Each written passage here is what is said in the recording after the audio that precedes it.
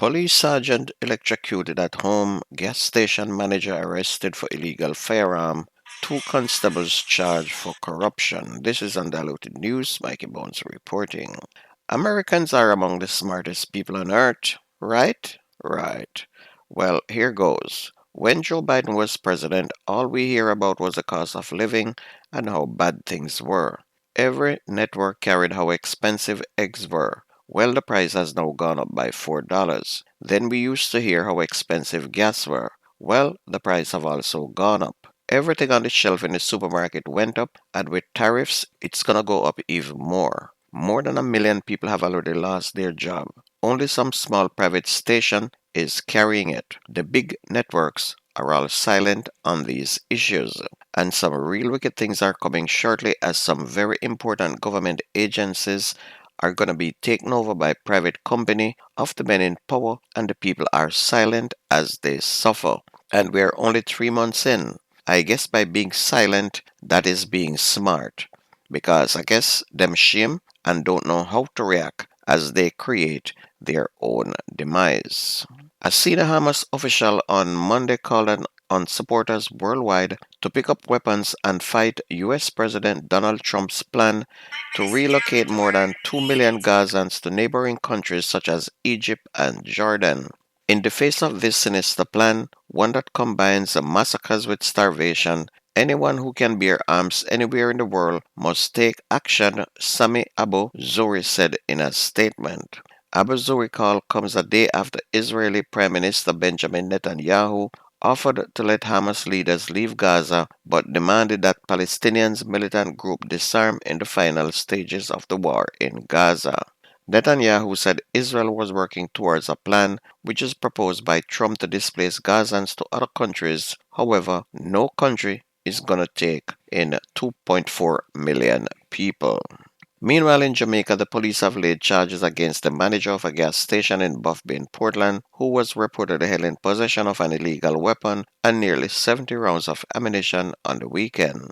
Damian Rose, 45, has been charged with possession of a prohibited weapon, unauthorized possession of ammunition. He's also charged with the offense of using a premises to stockpile weapons. The police also seized 21 million Jamaican and 46,000 US at the service station. The Financial Investigation Division is now probing the source of that cash. Mr. Rose and his two sons are among 6 people arrested during a raid on the service station by members of the security force on Saturday, and his two sons, aged 14 and 15, were charged and later released on station bail. Two constables attached to the St. Anne's Police Division were arrested last Tuesday for breaches of the Corruption Prevention Act.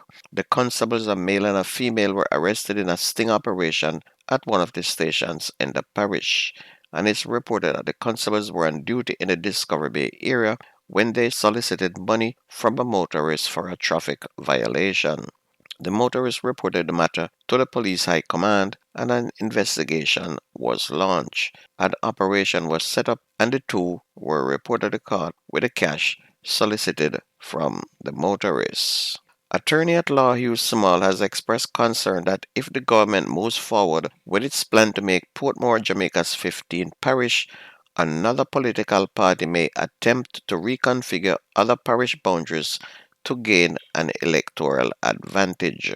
The parliamentary opposition recently took the government to court over its push to declare Portmore a parish, accusing it of seeking an unfair advantage through the redesign of the constituency boundaries in the process by making Portmore the 15th parish.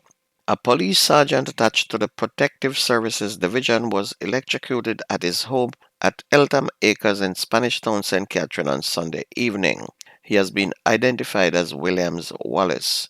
The mishap occurred while Sergeant Wallace was in the process of cutting branches from a tree which is close to the Jamaica Public Service high-tension wires. The JPS is appealing to customers to refrain from attempting to cut trees close to power lines.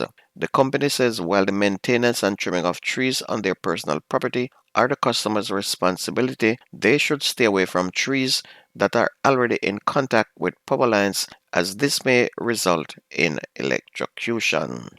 On to Sports Premier League, where United were on Sunday officially eliminated from playoff contention in the Jamaica Premier League after they were beaten 2-0 by Racing United in their third round game played at Ferdinand Park.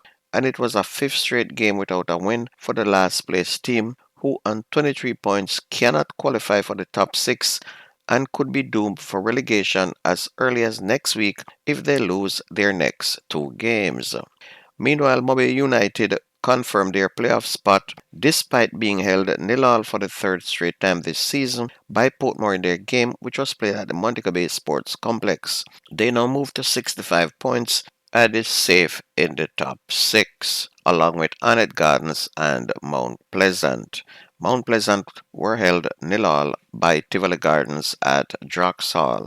Harborview had a 1-0 win over Dunbeholden thanks to an own goal by Ricardo Brown in the 43rd minute and now improved to 31 points, jumping over Chapelton Maroons into 10th place, while Humble Lions increased their unbeaten run to 3 games after being held 1-1 by Mullins United at Drewsland Stadium.